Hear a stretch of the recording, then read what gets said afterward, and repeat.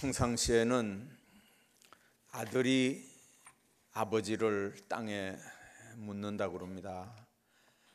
그러나 전시에는 아버지가 아들을 땅에 묻는답니다.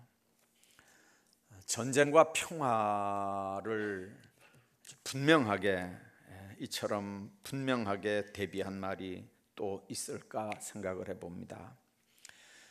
인류의 역사는 계속되는 전쟁의 역사였습니다.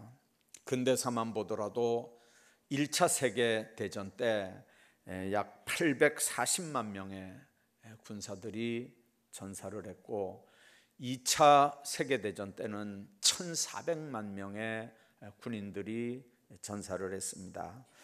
그 후에도 지구상에는 150여 차례의 크고 작은 내전들이 있었습니다. 우리나라도 예외는 아닙니다. 반만년 역사 동안에 한 번도 남을 침략해 본 적은 없다고 하지만 930여 차례 외침을 받았고, 6.25 전쟁 때 100만 명의 군인들이 희생이 됐습니다. 한국군, 유엔군, 북한군 및 중공군, 그리고 남북한 민간인들이 수도 없이 죽었고, 그리고 전쟁이 끝나도 장애인이 됐고 전쟁 고아가 되고 가난하고 비참한 남은 여생들을 살아야 했습니다. 전쟁이 인간에게 주는 고통은 정말 말로 표현할 수 없이 이렇게 참담하기 때문에 전쟁은 어떤 명분으로라도 절대로 정당화될 수가 없습니다. 그렇지만 인간이 이 땅에 사는 날 동안 전쟁 없는 날이 과연 있겠습니까? 불가피하게 전쟁은 일어날 수밖에 없습니다. 노블리스 오블레제라고 하는 말이 있습니다. 노블리스 오블리제라는 말은 상대적으로 지위가, 사회적 신분이 높은 자들이 도덕적으로 의무와 책임을 다하는 걸 의미하는 말입니다. 한 나라와 사회가 위기에 처했을 때 상대적으로 지위가 있는 사람, 상대적으로 재산이 있는 사람, 상대적으로 지도층에 있는 사람들이 노블리스 오블리제 원리에 이렇게 충실하면 그 사회는 언제든지 위기에서 일어날 수 있습니다. 그러나 책임져야 되는 사람들이 책임을 지지 않을 때는 그 사회나 국가는 절대로 회복이 되질 않습니다. 영국에서는 1차, 2차 세계대전 때 상류 지도층들의 자녀들만 다니는 이든 칼리지에서 2,000명의 졸업생들이 전사했다는 통계가 있습니다. 앤드류 왕자도 포클랜드 전쟁 때 조종사로 참전을 했고, 해리 왕자도 아프가니스탄 전투에 참전한 걸로 알려져 있습니다. 미국도 루즈벨트 대통령 네 아들이 모두 1차 세계대전 때 참전을 했고, 그 중에 막내 쿠엔틴은 독일군과 공중전에서 장렬하게 전사를 했습니다. 이 쿠엔틴이라고 하는 넷째 아들은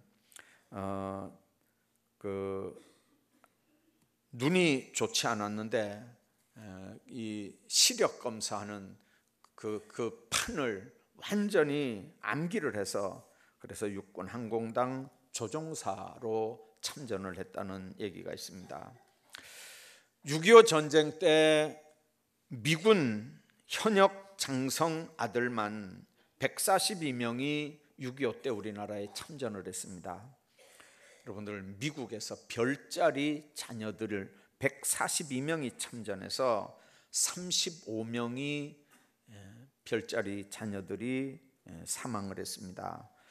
한국전 당시에 미 8군 사령관이었던 제임스 벤플리트 장군의 아들도 6.25 참전했다가 전사한 사람 중에 하나입니다.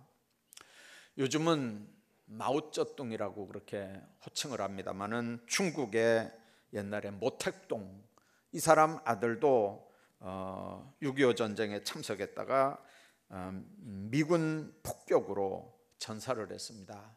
마오쩌둥에게 시신을 송환하겠다고 이렇게 보고를 하니까 수많은 군인들이 조선에서 죽었는데 어떻게 내 아들 시신만 데리고 올 수 있겠냐.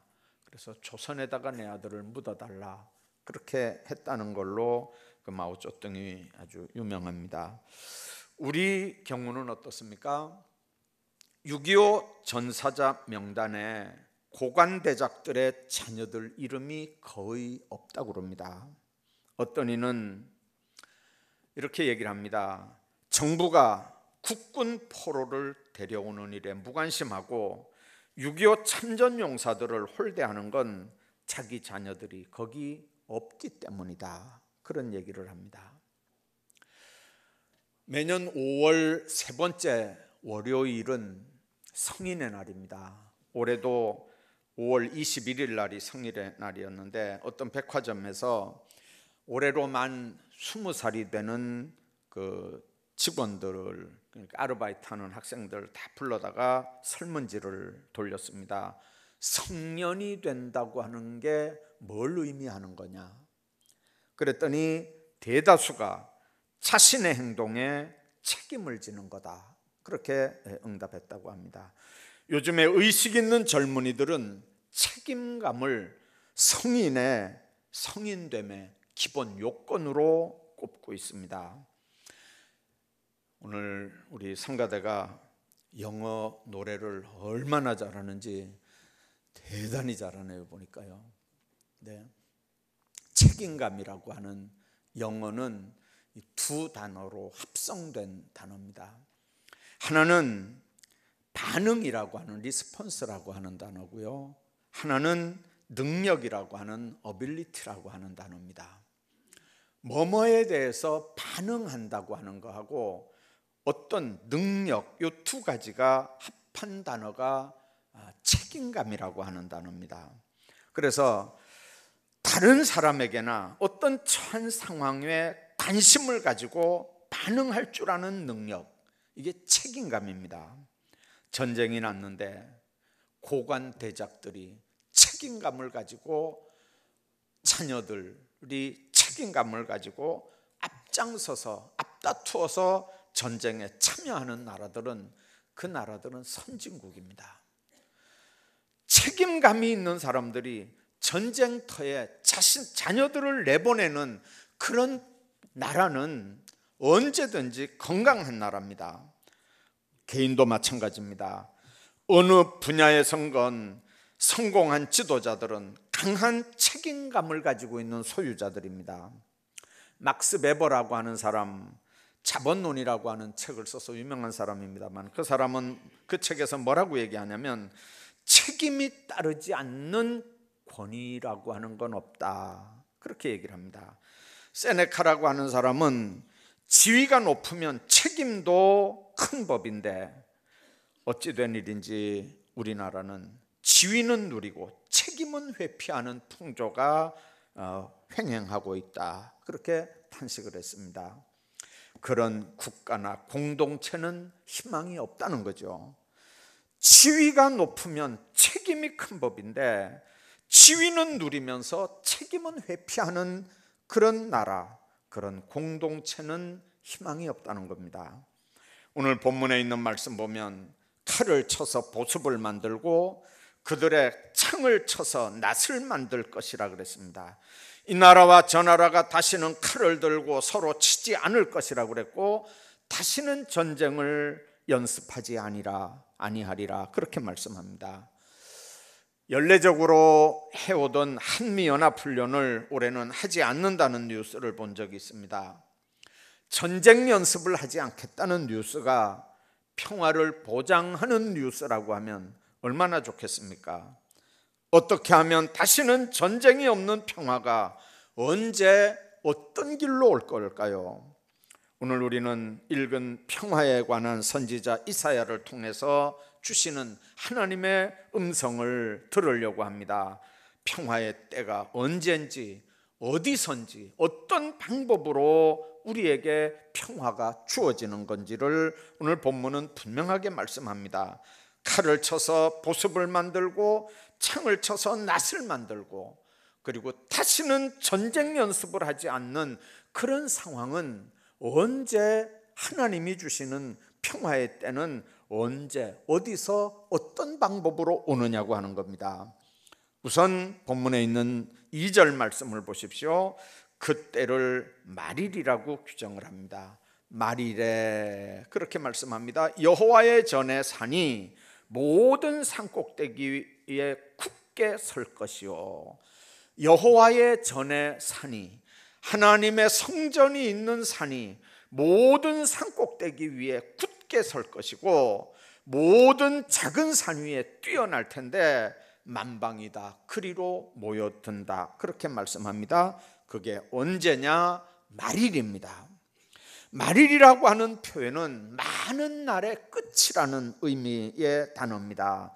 넓게 해석하면 메시아 시대를 얘기하는 거고, 좁게 해석하면 하나님의 심판의 때, 재림의 날, 최후 심판의 날을 가리키는 말입니다. 인간의 역사는 흐름에 따라서 자꾸 지혜가 발달하고, 그래서 생활은 자꾸 윤택해지고, 과학은 점점 발전해 가지만, 오히려 과학이 발전하니까 전쟁 무기가 발전합니다. 전쟁하는 방법이 다양해집니다. 그래서 사람들이 인지가 발달되기 전에는 칼과 창과 활로만 전쟁을 했는데, 이제 과학이 발달되니까 이제 근대는 총과 대포로, 그리고 현대와 미래는 핵무기로 싸우지 않을 수 없는 그런 상황이 됐습니다. 뭘 의미합니까? 과학이 아무리 발달이 되고 인지가 아무리 발달이 돼도 사람의 과학, 인지 발달이 평안을 가져오지 않는다고 하는 반증입니다. 사람 죽이는 방법도 고차원적으로, 사람 망하게 하는 방법도 아주 고차원적으로 발달을 해나갑니다. 평화가, 문명이, 정치적인 책략이, 지식의 산물이 평화를 만들어내지 못합니다. 성경에 보면 평화는 하나님의 선물입니다. 성경에 그 증거들이 여러 군데 나타납니다. 이사야 9장에 보면 한 아기 예수 그리스도가 이 땅에 올 것을 이 말씀을 예언하고 있고, 그 예수 그리스도와 함께 평화의 나라가 임한다는 말씀이 9장 2절로 6절에 기록이 됩니다. 요한복음 14장 27절 보면 평안을 너희에게 끼치노니 곧 나의 평안을 너희에게 주노라. 내가 너희에게 주는 것은 세상이 주는 것 같지 아니하니라. 너희는 마음에 근심도 말고 두려워하지도 말라.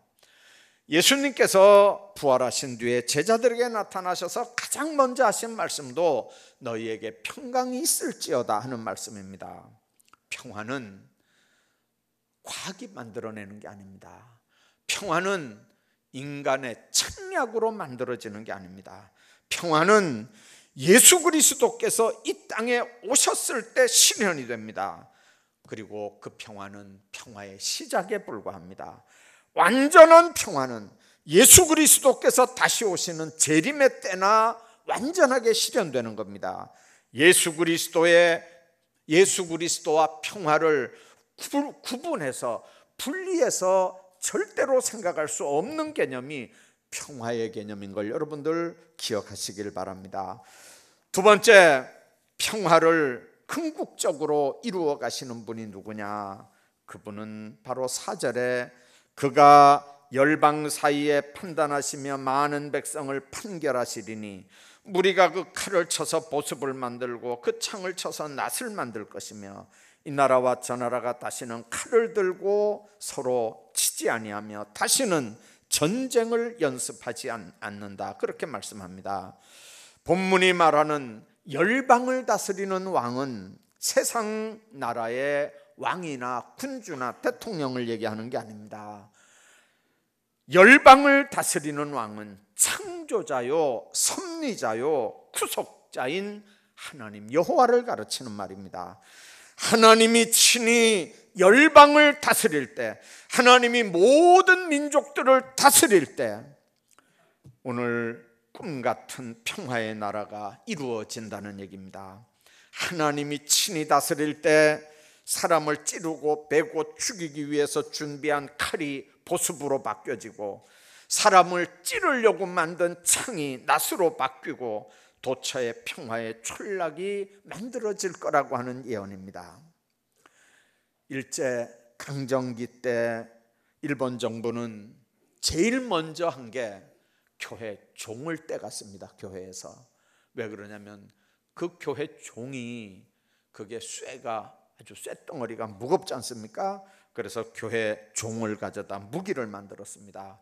집집마다 괭이와 호미를 거두어다가 대포를 만들었습니다. 가정에서 쓰는 수저와 밥그릇을 가져다가 총알을 만들었습니다. 그러나 그 결과 일본의 평화와 안정이 보장이 됐습니까? 일본은 그런 걸 다 뺏어다가 무기를 만들고 그리고는 전쟁에서 비참한 파멸을 맞이해야 했습니다. 본문 말씀을 우리가 심각하게 받아들여야 우리가 선택해야 할 길이 뭔지 분명해집니다. 여러분들, 여호와의 다스림에 순종하는 길을 선택할 건가? 하나님의 통치권, 하나님의 다스림에 순종하는 삶을 살 거냐? 아니면 인간의 지혜의 다스림을 선택할 거냐?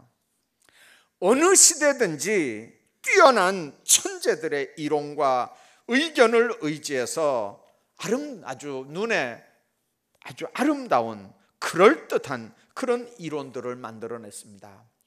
칼 막스와 레닌이 만들어낸 공산주의 이론, 여러분들 모두가 같이 잘 사는 나라, 부자도 없고 가난한 자도 없는 재산을 똑같이 분배하는 공산주의 나라, 여러분들 그 평화의 길을 모색해 왔지만 한 번도 전쟁의 소용돌이를 벗어나 본 일이 없는 그런 이론이 되고 말았습니다. 한 번도 공산주의에서 성공한 나라도 없고 잘 살아본 나라도 없고 재산이 똑같이 분배돼 본 적도 없는 허무맹랑한 이론이 바로 공산주의 이론이었습니다. 그 이론에 찬성을 하고 머리에 빨간 띠를 두르고 손을 흔들면서 환호했던 사람들이 누구였겠습니까? 당연히 재산 없는 사람들이었습니다. 여러분들, 있는 사람 걸 뺏어서 없는 사람에게 나눠주고 하향 평준화를 시킨다는 게 공산주의 이론이거든요. 여러분들이 공산주의 이론을 여러분들이 한번 잘 생각해 보십시오. 있는 사람 걸 뺏어서 없는 사람에게 주고 그래서 똑같이 잘 살게 하겠다. 얼마나 좋습니까? 이론이. 그러니까 있는 사람은 찜찜하지만 없는 사람은 환호를 하는 겁니다. 여러분들, 그 정책이 성공한 나라가 없다는 걸 역사가 증명하지 않습니까? 우리나라를 걱정하는 많은 사람들이 지금 그런 움직임이 눈에 보이기 때문에 걱정을 하는 겁니다. 여러분들, 정치적인 노력을 통해서 어떤 철학이나 이데올로기를 통해서 도덕 교육을 통해서 여러분들 평화가 만들어질 수 있다고 생각합니까? 절대로 그건 불가능한 일입니다. 평화는 하나님의 다스림을 받을 때만 가능한 겁니다. 유엔 총회가, 백악관이, 국회의사당이, 청와대가 머리 굴려서 나라를 잘 살겠다고 하는 발상에서 떠나야 하나님의 다스림에 순종하고 하나님의 뜻이 뭔지를 알아야, 그래야 전쟁은 멈추고 평화가 이루어지는 겁니다. 그래야 우리가 해야 할 선택이 뭔지 분명해지는 겁니다. 여러분들, 진정한 평화는 뭡니까? 사랑을 할 줄 아는 교회를 통해서 진정한 평화가 만들어집니다. 평화가 어디 있습니까? 오늘 본문 성경이 아주 귀한 답을 줍니다. 오늘 2절 말씀이 그렇습니다. 오라, 우리가 여호와의 산에 올라가자는 거죠. 여호와의 전의 산이 모든 산꼭대기에 굳게 설 것이요 모든 작은 산 위에 뛰어나리니 만방이 그리로 모여들 거라. 많은 백성이 가며 이르기를 오라 우리가 여호와의 산에 오르며 야곱의 하나님의 전에 이르자. 그가 그 길을 우리에게 가르칠 것이라.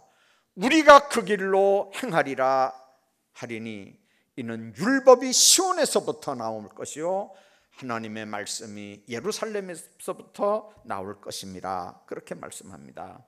하나님의 전에 올라가자는 말, 하나님의 전은 성전입니다. 성전 중심의 생활, 하나님의 말씀이 거기서 나오기 때문에 하나님의 산에 올라가자는 겁니다. 성전 중심의 신앙을 지금 요구합니다. 시편 73편 17절을 보면 하나님의 전에 하나님의 성소에 들어갈 때야 저희 결국을 내가 깨달았나이다. 그렇게 말씀합니다. 하나님의 성전에 들어가지 않을 때는 불평도 원망도 이해가 안 되는 일도 많았습니다. 그러나 시편 73편 기자는 하나님의 성소에 들어갈 때 거기 가서 하나님의 뜻을 알았다는 거죠. 이 세상에는 모순이 얼마나 많은지 모릅니다. 불의한 자도 많습니다. 있을 수 없는 사건들도 세상에 얼마든지 일어납니다. 도대체 왜 하나님이 계시면 이런 일이 일어날까 그렇게 생각을 합니다. 선한 자는 안 되고 악한 자들이 더 잘 되는 것 같습니다. 모순과 부조리와 고민이 얼마나 많은지 모릅니다. 그런데 이 시편 기자는 하나님의 성소에 들어갈 때 하나님의 그 비밀, 그 결국을 알았다고 고민하는 겁니다. 여러분들 번민이 있습니까? 고민거리가 있습니까? 여러분들에게 삶의 문제가 있습니까? 그 문제를 여러분들 어떻게 해결합니까? 교회에 나와서 하나님 앞에 기도하시기를 바랍니다. 어느 시간이든지 상관없습니다. 어느 시간이든지 상관없습니다. 사람의 문제로 사람과 변론하지 말길 바랍니다. 하나님 앞에 나와서 조용히 무릎을 꿇어 보십시오. 이것이 무엇을 말하는 것인지, 그리고 내가 오늘 무엇을 해야 할 건지 하나님의 성전에서 무릎을 꿇으면 알게 되는 수가 생깁니다. 하나님의 성전 중심으로 우리 삶을 살아갈 때 거기에 하나님의 뜻을 알 수 있는 은혜가 생기고 참된 평화가 깃들지만 어떤 이유든지 하나님의 성전과 멀어지면 그 사람에게나 그 가정에게나 그 나라와 민족에게는 평화가 보장이 되질 않습니다. 샬롬의 주인이 시온에 거하는 그분이기 때문에 진정한 평화는 하나님의 성전에서만 이루어지는 걸 믿으시기를 주의 이름으로 축복합니다. 북한을 자주 다니는, 지금은 은퇴하셨지만 곽선임 목사님 젊으셨을 때 어느 모임에 가서 강연을 했대요.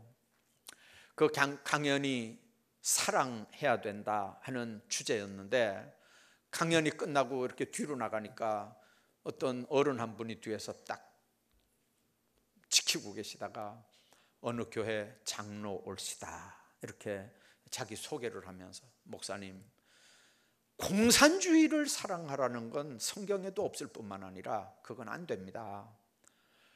어떻게 목사님이 공산주의를 사랑하라 그럽니까? 그건 말도 안 되는 얘기입니다. 다른 건 다 되는데 공산당만은 안 됩니다. 그러더래요. 그래서 그 목사님이, 장로님, 그래서야 되겠습니까? 그랬더니 그 장로님이, 목사님은 아직 젊어서 그래요. 지금은 은퇴하셨어요.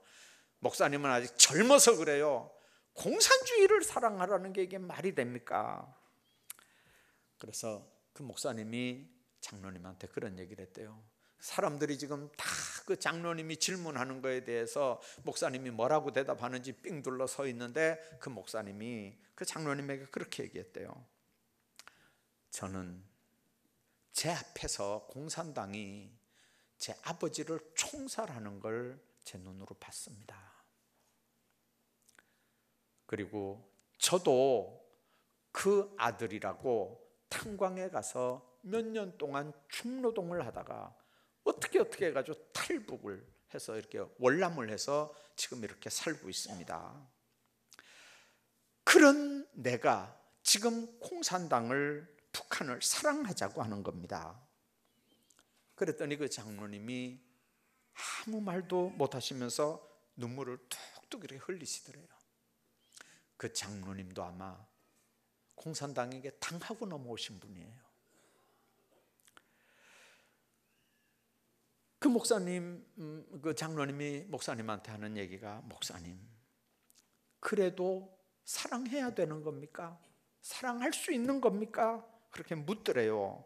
그랬더니 목사님이, 그럼요, 사랑하는 것만이 내가 사는 일이고 사랑하는 일만이 나를 살리는 일입니다.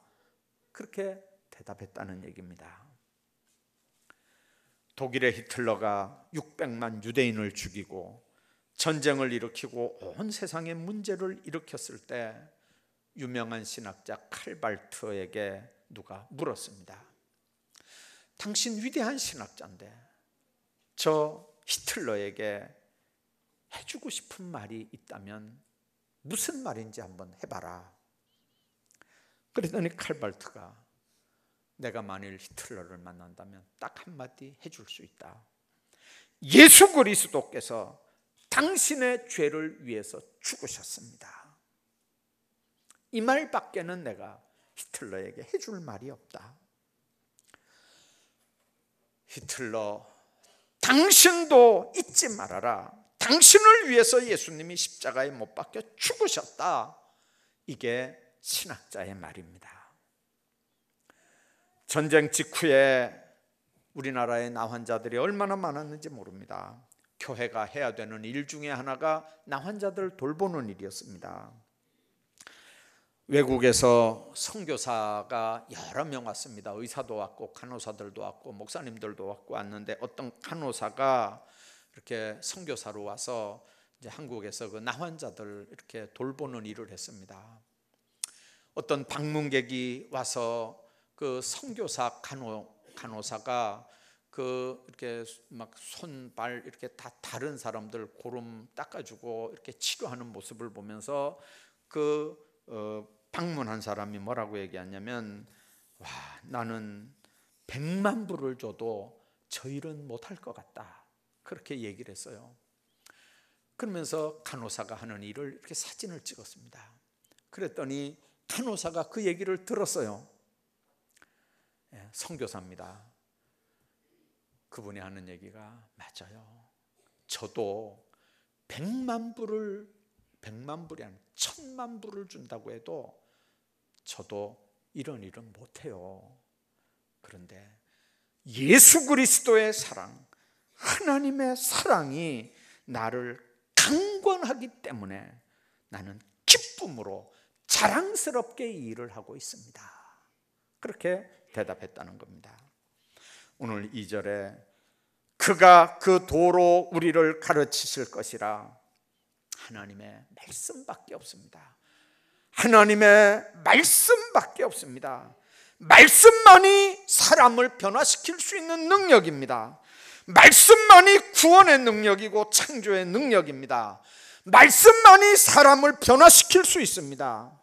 말씀만이 세상을 바꿀 수 있습니다. 전쟁을 쉬게 합니다. 말씀이 충만한 곳에 하나님의 축복이 있고, 말씀이 고갈되는 곳에는 어느 순간인가 사람이 삐그덕거리고 절망할 수밖에 없고 낙심할 수밖에 없고 실의에 빠질 수밖에 없습니다.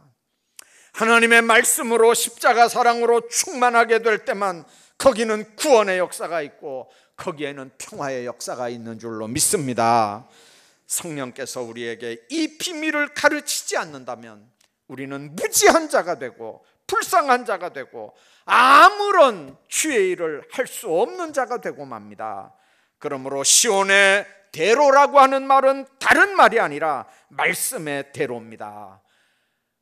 그 말씀의 핵심이 뭡니까? 사랑입니다. 하나님이 세상을 이처럼 사랑하사 독생자를 주셨다고 하는 하나님의 사랑입니다. 그 사랑 힘입어서 우리가 사랑할 수 없는, 인간적으로는 도저히 사랑할 수 없는 사람을 사랑하는 그 사랑이 우리를 살리고 하나님의 뜻을 이루어 나가는 줄로 믿으시기를 바랍니다. 메닝거라고 하는 사람이 있습니다. 유명한 심리학자인데 현대인의 모든 정신적 질병의 근본적 치유책은 오직 사랑밖에 없다, 그렇게 얘기했습니다. 가르친다고 되는 일이 아닙니다. 사랑 앞에는 모든 게 다 놓게 돼 있습니다. 사랑 외에는 다른 길이 없습니다. 사람을 변화시키는 것, 못된 습관들, 증오의 마음, 시기 질투하는 마음, 이 악한 마음을 바꾸어 놓을 수 있는 길은 사랑밖에 없습니다. 십자가의 사랑만이 사람을 변화시키고 나 자신의 평화를 이루어가게 합니다. 강팍한 마음들을 녹입니다. 전쟁을 쉬게 합니다. 그래서 주님은 너희가 서로 사랑하면 내 제자가 될 것이요, 그렇게 말씀합니다. 내일이면 한국전쟁 68주년이 되는 날입니다. 언제 통일이 됩니까?